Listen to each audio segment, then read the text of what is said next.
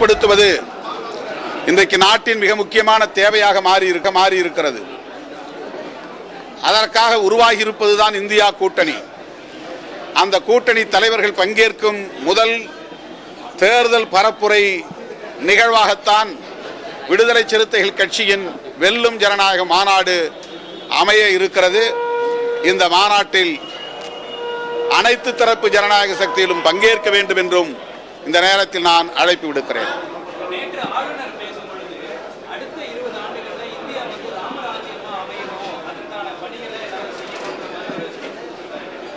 அதுதான் சங் பரிவார்களின் செயல் திட்டம்.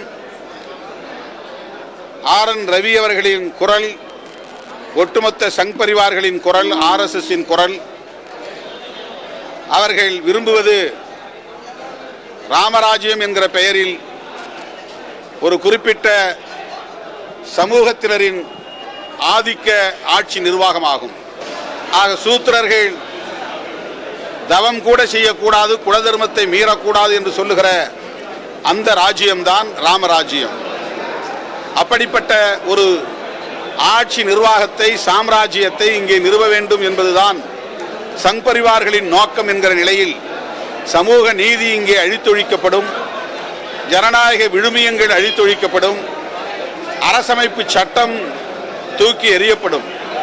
ஆகவேதான் RN ரவி போன்றவர்களின் கனவு திட்டத்தை, சதி திட்டத்தை முறியடிக்க அனைத்து தரப்பு உழைக்கும் இந்து சமூகத்தை சார்ந்த அப்பாவி பொதுமக்களுக்கு வேண்டுகோள் விடுக்கிறோம்.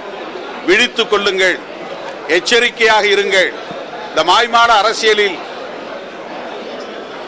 இரையாகி விடாதீர்கள். இவர்களை தூக்கி எறிய ஓரணியில் திரளுங்கள் என்று விடுதலை சிறுத்தைகள் அறைகூவி அழைப்பு விடுக்கிறது.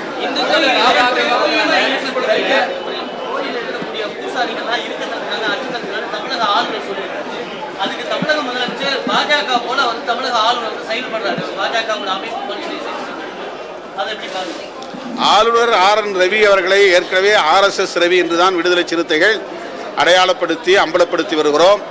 அதை அவர் ஒவ்வொரு நிகழ்விலும் உறுதிப்படுத்தி கொண்டிருக்கிறார்.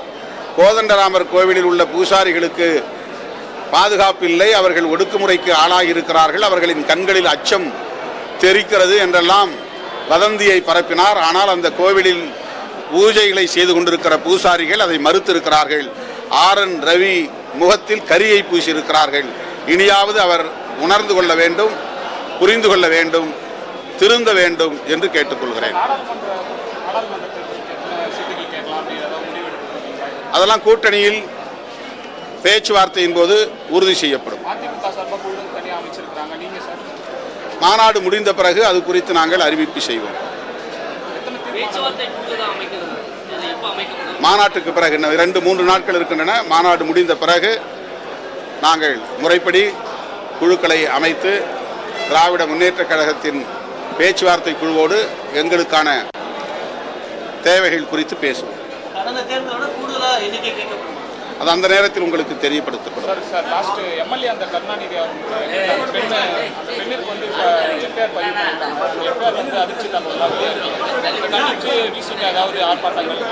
ஏற்கனவே நாங்கள் இது குறித்து அறிக்கை வெளியிட்டிருக்கிறோம். அரசு வழக்கு பதிவு செய்திருக்கிறது. ரேகா தொடர்பான வழக்கில் சம்பந்தப்பட்டவர்கள் யாரும் தப்பித்துவிடக்கூடாது, அவர்கள் தண்டிக்கப்பட வேண்டும் என்பதை வலியுறுத்துகிறோம்.